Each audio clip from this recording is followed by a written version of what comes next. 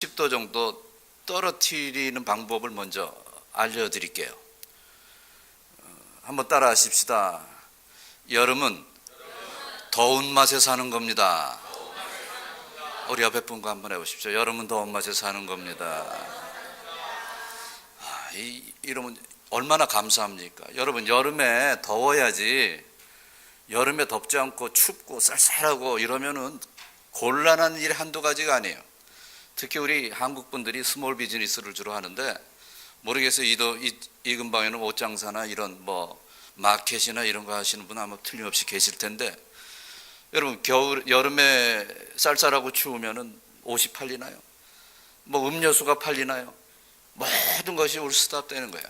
그래서 여름에는 그냥 빵빵 더워주고, 겨울에는 그냥 멋있게 추워주고, 이래야 장사도 잘 되고, 이래야 또 교회도 잘 부흥이 되고, 그러는 거예요. 그래서 여름에 덥다고 짜증내면은 이게 체감 온도가 더 올라갑니다.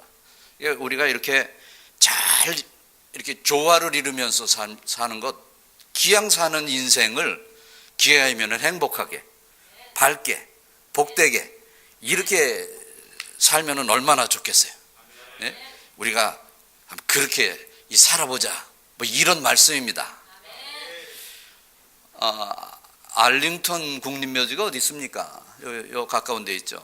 알링턴. 여러분 여기 가까운 데 계시니까 알링턴 국립묘지 다 가보셨죠? 그럼 그럴 것 같아요. 여러분 그 그라운드 제로 가보셨어요? 그라운드 제로? 우리 아직 허상해 목사님도 안 가보셨더라고. 근데 저는 가봤어요. 원래 멀리 있는 사람이 그렇게 가는 겁니다. 이 알링턴 국립묘지에 가면은 거기에 세계 1차 대전, 2차 대전, 한국 전쟁, 베트남 전쟁, 요 가까이는 걸프 전쟁, 이런 것을 통해서 이 순국한 군인들의 묘지가 아주 아주 정연하게 이렇게 있는 것을 볼 수가 있습니다. 뿐만 아니라 이 역대 대통령들의 그 묘지도 거기에 있습니다.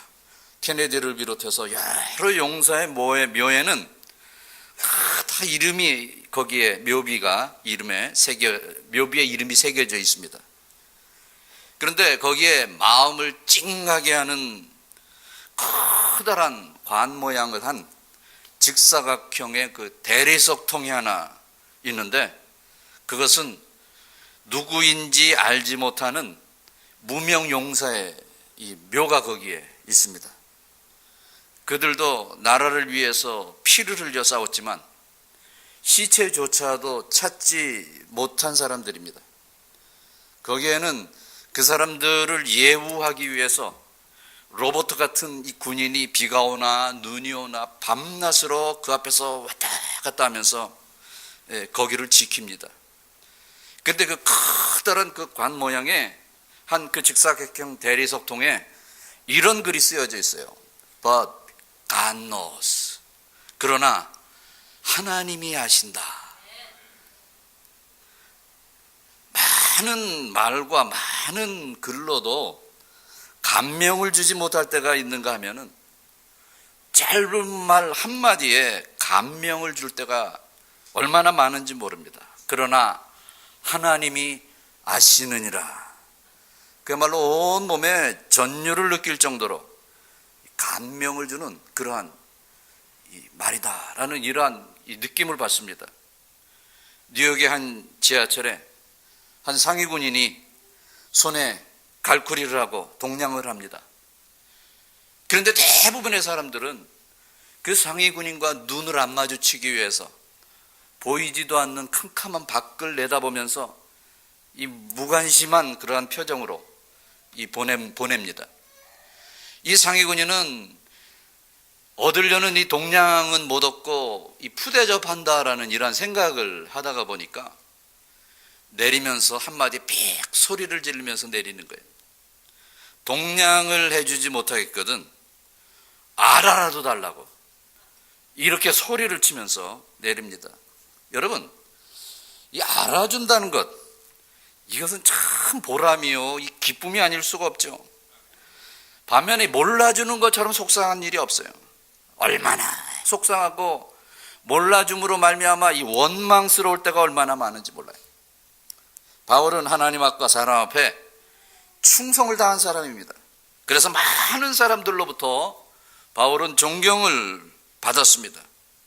그런데 그런 바울도 일부 고린도 교회 사람들로부터 배척을 받을 때가 있었어요.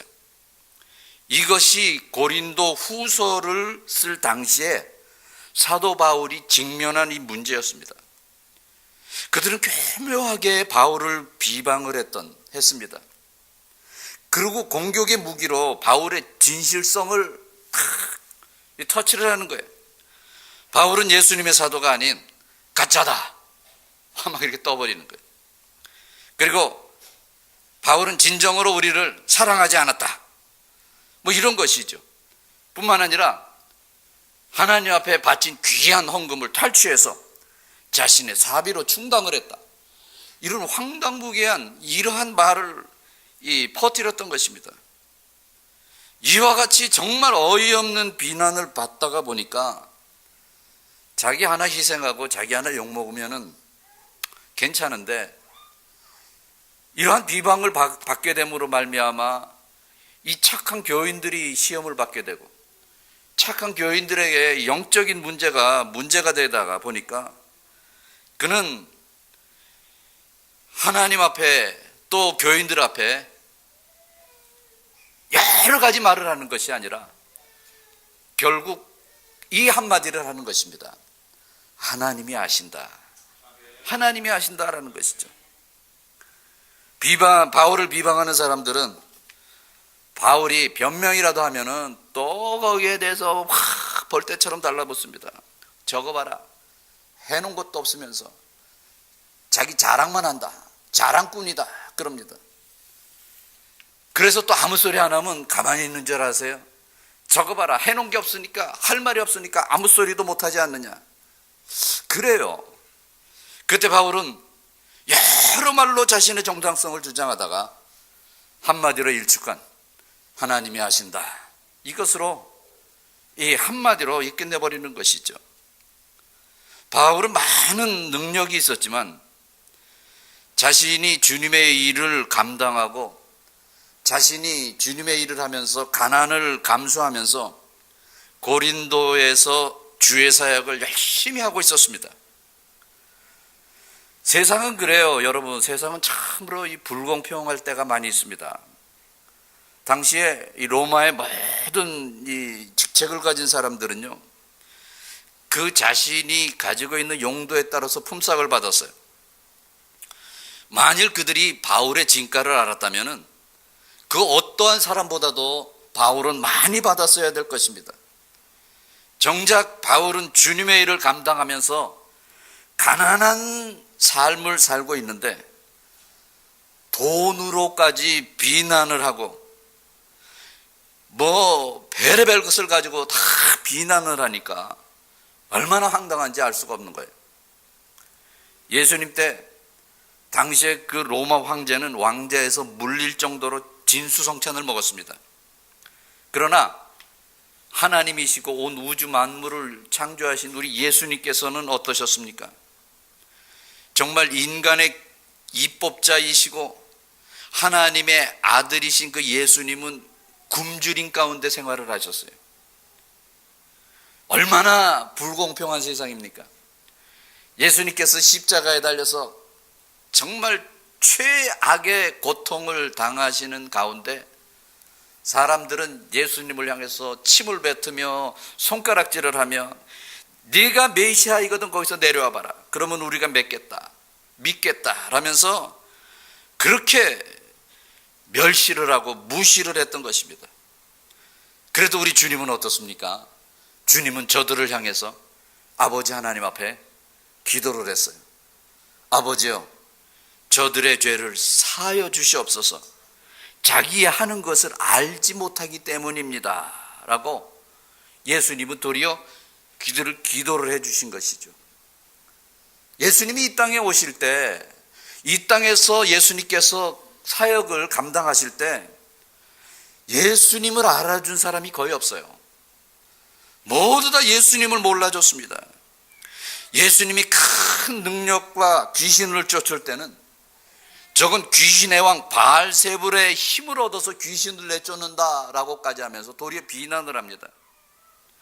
예수님이 복음 전도에 힘쓸 때 하다못해 자신의 그 동생들도 미쳤다라고까지 말할 정도였습니다. 예수님은 3년 동안 배고픈 자에게 먹을 것을 주시고 병든 자를 고쳐주시고 천국 복음을 그들에게 먹게 해주셨지만 결국 유대인들은 어떻게 했습니까? 예수님을 십자가에 못 박아 죽여버리고 말았어요. 그런데 제자들도 그 일에 한 몫을 단단히 했습니다. 가룟 유다는 은 30냥을 받고 주님을 팔아버리고 말았습니다. 수제자라고 하는 베드로는 3번이나 예수님을 부인하고 저주까지 하면서 예수님을 부인했습니다. 그 많은 사람들이 예수님을 따르고 주는 것 받아먹고 천국의 생명양식을 먹었어도 결국 그들은 예수님을 알지를 못했어요. 그러나 하나님 아버지께서는 언제나 예수님을 알아주셨습니다. 예수님이 요한에게 세례를 받으실 때 다른 사람과 같이 죄인으로 오해를 받을까 봐, 그리고 세례를 베푸는 요한보다 큰 자임을 확인시켜 주시기 위해서 이는 내 사랑하는 아들이요 내 기뻐하는 자라 라고까지 하나님 아버지의 분명한 음성으로 들려주시기도 했습니다. 변화산에서 예수님이 모세와 엘리야와 같이 따라왔던 이 제자들이 혼동을 할까 봐 이는 내 사랑하는 아들이요 나의 기뻐하는 자니 너희는 그의 말을 들으라, 하나님께서 음성으로 직접 들려주시기도 했습니다. 하나님께서는 언제나 예수님을 알아주셨습니다. 예수님을 인정해 주셨습니다. 유대인들이 십자가에 못 박아 죽여 장사 진행받은 그 예수님을 하나님 아버지께서는 장사한 지 사흘 만에 죽은 자 가운데서 다시 부활시키시고 승리하게 하시고 이제는 하나님 보좌 우편에 앉게 하시면서 온 세상의 주권을 예수님에게 주셨습니다. 그렇게 하나님 아버지께서는 예수님을 알아주신 거예요. 아버지로부터 인정을 받았던 예수님도 자신의 충성스러운 종 사도 바울을 알아주셨습니다.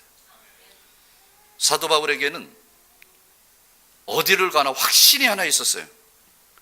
모든 사람이 다 나를 비방하고 나를 아무리 헐뜯는다고 하더라도 나의 주인 되시는 우리 예수님께서 나를 알아주신다.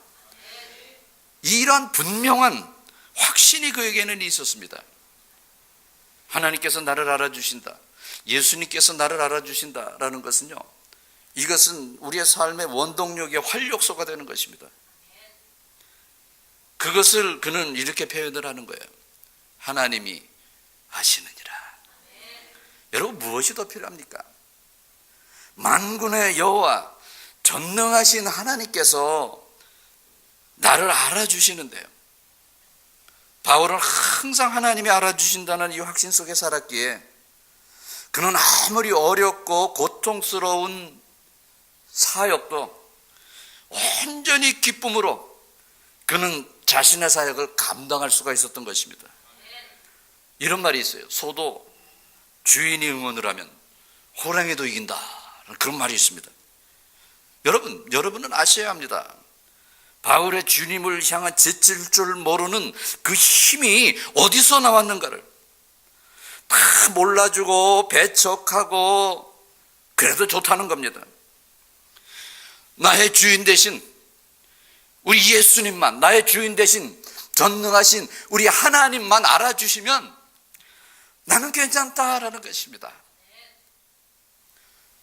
혹시 여러분의 아내나 여러분의 남편이나 부모나 자식이나 여러분을 몰라줘서 마음이 아파 할 때가 있으십니까? 여러분 마음 아파하지 마세요. 하나님이 아십니다. 여러분 모든 사람들이 다 나를 몰라주더라도 하나님만 알아주시면 되는 거예요. 또한 모든 사람이 다 알아주고 인정해 준다고 하더라도 우리 하나님이 몰라주시면 이거는 아무것도 아니에요. 이건 낭패예요. 낭패. 헛것이에요. 바울은 예수님을 만나기 전에 세상적으로 모든 것이 풍부했던 사람이었죠. 화기가 또 위풍당당한 세도를 부릴 수 있는 권력도 가진 그러한 사람이었습니다. 그러나 그는 예수님을 다메섹 도상에서 만나면서 그는 모든 것을 똥처럼 여겼습니다. 다 버렸다는 것입니다. 얼마나 대단합니까? 여러분, 그런데 그의 고충과 수고를 누가 알아줬습니까? 같은 동족인 유대인이 알아줬습니까? 천만에. 드디어 동족인 유대인은 어떻게 해서라도 사도 바울을 죽이려고 안간힘을 썼어요. 하나님께 전도의 문을 열어달라고 기도하는 중에 빌립보로 가게 되었고, 거기서 귀신 들려 점치는 여인을 고쳐준 그러한 제목으로 40에 하나 감한 매를 맞고 손과 발이 착고에 채워졌고 차디 찬 감방에 내동댕이 쳤을 때도 사도 바울이 한 것이 뭐예요? 거기서 찬양을 했어요. 거기서 기도를 했어요. 여러분, 그럴 수 있는 원동력이 뭡니까? 바로 그거예요. 하나님이 아신다. 이런 확신이 있었기 때문입니다. 하나님께서 알아주시는데 내 좀 이 아픈 게 무슨 문제가 되겠느냐.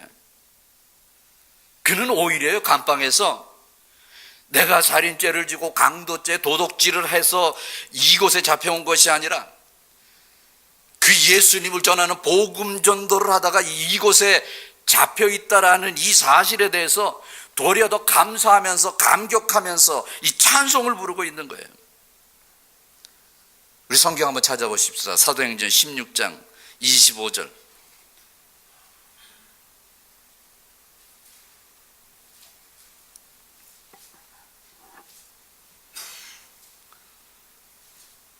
사도행전 16장 25절 다 같이 시작. 한밤중에 바울과 실라가 기도하고 하나님을 찬송하며 죄수들이 듣더라. 지금 온 몸은 만신창이가 됐는데 한밤중에 바울과 실라는 뭐를 했다? 뭐를 했다 그랬어요? 찬송했다, 찬양했다 그랬어요. 그런데 거기 보니까 찬양할 때 누가 들었다 그랬어요? 죄수들이 듣더라. 나의 갈 길 다가도록 예수 인도하시니 내 주 안에 있는 긍휼 어찌 의심하리요. 믿음으로 사는 자는 하늘 위로 받겠네. 무슨 일을 만나든지 만사형통하리라. 무슨 일을 만나든지 만사형통하리라. 아마 이 찬송을 하지 않았을까 이런 생각을 합니다. 그런데 그 찬송을 할 때 잠잠해졌어요. 조용해졌어요. 이 옆에 있는 죄수들이 그 찬송을 귀를 기울이면서 듣고 있는 거예요. 그런데 이 찬송을 부를 때 죄수들과 관수들만 들었겠습니까? 여러분, 그 외에 또 듣고 계신 분이 계셨습니다. 하나님께서 듣고 계신 거예요. 하나님께서 바울의 찬송을 듣고 하나님께서 역사를 하신 거예요. 옥문이 열리는 역사가 거기서 일어나는 것입니다. 자, 사도행전 16장 26절 그 다음 절 시작. 이에 갑자기 큰 지진이 나서 옥토가 움직이고 문이 곧 다 열리며 모든 사람의 매인 것이 다 벗어진지라. 하나님께서 사도 바울이 찬송하는 그 찬송을 들으시고 손발이 착고에 채이고 든든하게 쇠사슬로 매였던 그 옥문이 열리는 역사를 이루게 하셨다는 것입니다. 사람은 바울이 하는 일을 알아주지 않았지만 여러분, 하나님께서는 계속 바울을 주목하고 계신 거예요. 보고 계신 거예요. 그 후로 옥을 지키는 간수와 가족들이 예수님을 영접하게 되었고, 그것이 계기가 돼서 그 귀한 빌립보 교회가 빌립보에 세워지게 되었다는 것입니다. 바울은 사람들이 몰라도 하나님께서 아신다라는 이러한 믿음이 있었기에 그는 언제나 우리의 생각을 뛰어넘는 그러한 일을 할 수가 있었던 것입니다.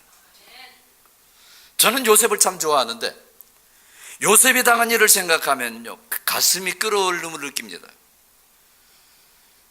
어떻게 형들에게 버림을 받을 수가 있어요? 버림을 받아도 보통 버림을 받습니까? 인신매매 장사꾼에게 돈을 받고 팔아 넘겼어요. 자신의 동생을.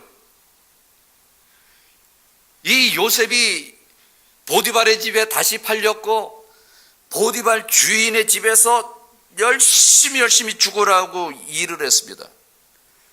그래서 보디발로부터 인정을 받게 됐죠.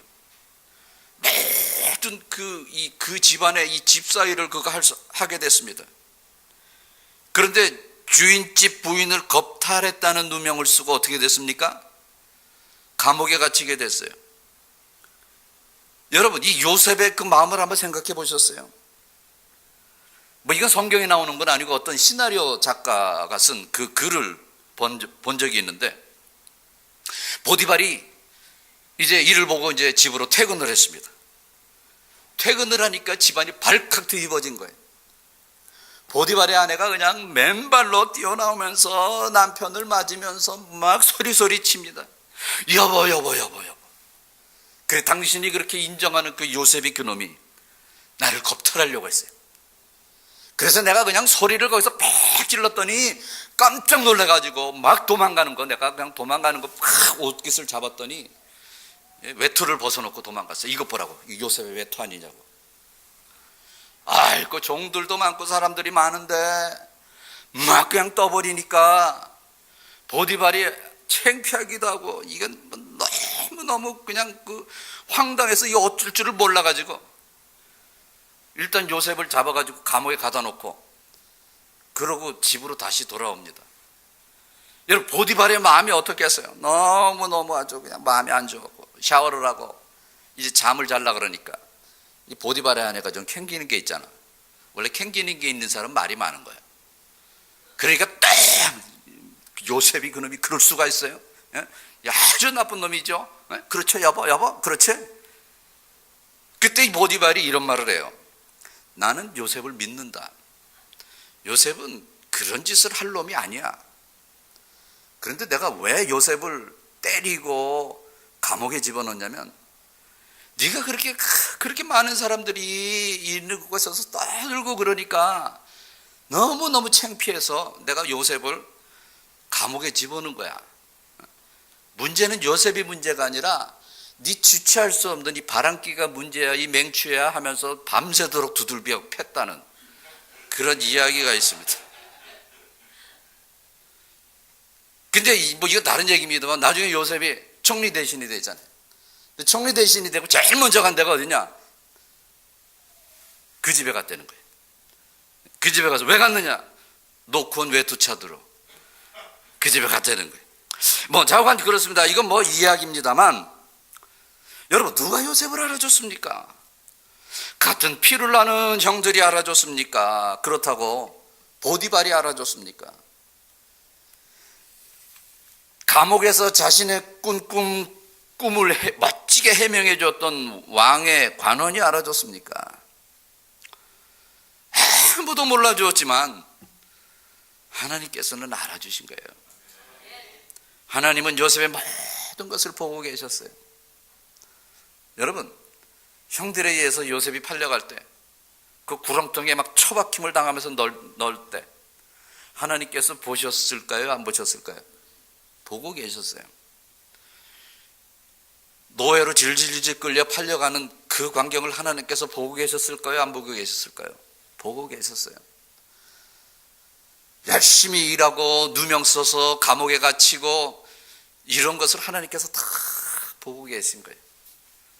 아니 근데 왜 하나님께서 보고 계셨으면서 그것을 그냥 무슨 조치를 취하셨어야지 왜 가만히 계셨느냐? 그러실 수가 없었어요. 거기서 하나님의 어떤 액션이 들어갔다면 하나님께서 지금까지 계획하셨던 모든 것이 다 수포로 돌아가고 말잖아. 그러니까 우리 하나님께서는 눈물을 머금고 찢어지는 가슴을 달래면서 보고만 계셨던 거예요. 여러분, 하나님께서 알아주시는 성도는 실망할 필요가 없는 거예요. 낙심할 필요가 없는 거예요. 저도 그래요. 나도 몰라주는 사람이 있어. 우리 교회 그 김하숙이라는 교우가 있는데 보통 이 말씀을 전해도 주로 뭐 다 아멘 아멘 하면서 잘 받아들이는 것 같은데 이 사람은 은혜를 못 받는 거야. 예? 아니 은혜를 못 받으면 못 받았는데 어떨 때는 또 한마디를 해요. 뭐 은혜가 안 됐다나 뭐. 여러분 제가 이거 웃으면서 얘기하지만 그 목사 그 소리 들으면요 정말 그것보다 더 정말 이 치욕적인 게 없어요. 얼마나 한 번은 뭐 내가 은혜를 받아본 적이 없대나? 집사도 아니고 권사도 아니야. 그러다가 보니까 예배를 마치면은 네 눈치를 보게 돼요. 이렇게 어떻게 그렇다고 똑바로 볼 수 없잖아. 쪽팔리게 이렇게 또 마주치면은 그래서 옆으로 이렇게 어떤가 하고 눈치를 이렇게 싹 보고. 그런데 그 김하숙이라는 교우가 제 와이프야. 다른 사람은 다 그 은혜를 받는 것 같은데, 다른 사람은 다 아멘을 하는데, 아멘도 안 하는 것 같아. 뒷자리에 앉아서. 뭐 속으로 하는지 안 하는지 잘 모르겠는데. 그래도 저는 그렇게 생각합니다. 하나님이 알아주시면 되지. 사랑하는 성도 여러분, 그래요. 우리가 하는 모든 것들은 우리 하나님께서 다 알아주시는 거예요. 사실 이 부흥 집회가 이 선교 부흥 집회와 피택자 세미나라는 그러한 명칭으로 모인 것을 제가 알고 있습니다.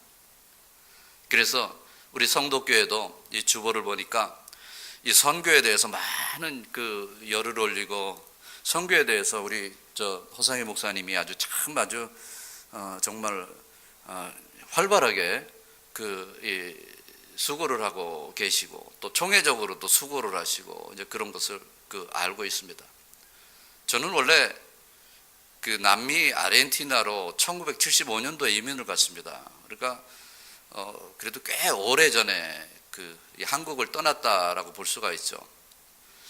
그런 곳에 그 남미의 그 사정을 보면은 여러분도 여기 주보 보니까 아르헨티나도 이렇게 같이 기도하면서 협조하는 것 같은데, 아르헨티나도 그렇고 파라과이도 그렇고 이 남미라는 이 지역이 아주 그냥 이 캐톨릭이 아주 찌들은 이 지역이에요. 그러다가 보니까 차라리 아무것도 모르는 백지 상태면 더 쉬운데 전도를 하더라도 이 전도가 잘 먹히는 것 같은데 결과가 없어. 교회 한번 나오세요. 그러면 예 나가야죠 하고 그것으로 끝이야. 이런 일이 얼마나 많은지 모르겠어요. 동남아를 가도 그래요. 필리핀이나 태국이나 이런 데를 가봐도 얼마나 참 전도하기가 힘든지 몰라요. 여러분 거기에서 수고하는 남미나 아프리카나 이 동남아시아나 이런 데서 수고하는 이 선교사들을 위해서 여러분 물질로 기도로 우리가 헌신하지 않으면 안 됩니다. 이런 모든 헌신과 이런 모든 이 충성이 하나님께서 다 보고 계시는 거예요. 여러분의 그 헌신과 여러분의 그 수고를 우리 하나님께서 다 알고 계신다는 거예요. 그러면 되잖아요. 네? 그러면은 되는 겁니다. 우리가 이 세상을 살다 보면은요, 이런 일 저런 일을 당할 때가 얼마나 많은지 몰라요. 어려운 일을 당할 때도 있고 기쁜 일을 당할 때도 있습니다. 어떤 분은 저희 교회만 해도 그래요. 이 자녀들이 속을 새겨가지고 얼마나 막 속을 뒤집어 놓는지 몰라요. 그래서 그 자녀를 위해서 얼마나 눈물로 기도하는 그러한 분이 있는가 하면은, 어떤 분은 남편이 속색이고 어떤 분은 아내 때문에 속색이고, 여러분 그뿐입니까?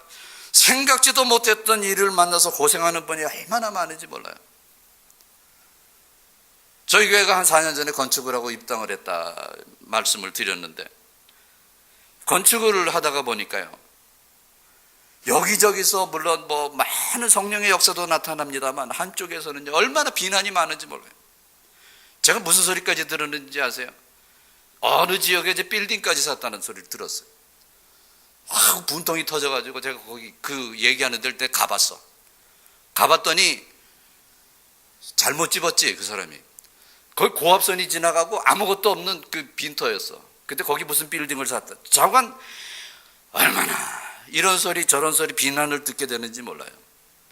여러분, 저뿐만 아니라 여러분 모두 다 그런 일이 있을 줄로 압니다. 공연히 의심받을 때가 있는가 하면 괜시리 미움과 시기를 받을 때가 있습니다. 여러분, 이럴 때 사람에게 위로받으려고 하지 마세요. 사람은 모릅니다. 그러나 전능하신 우리 하나님은 아십니다. 하나님이 우리를 향한 마음을 잘 표현한 말씀이 있어요. 이거 한번 찾아보십시다. 이사야서 49장 14절로 16절 말씀. 여러분 힘들고 어려울 때 이 말씀 묵상해 보세요. 이사야서 49장 14절로 16절.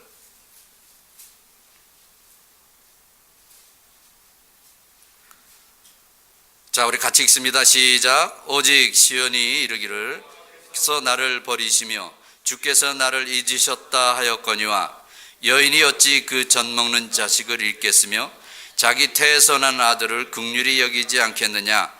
그들은 혹시 잊을지라도 나는 너를 잊지 아니할 것이라.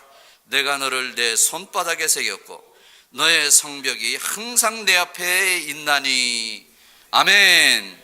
자, 오직 시온이 이르기를 여호와께서 나를 버리시며 주께서 나를 잊으셨다 하였거니와.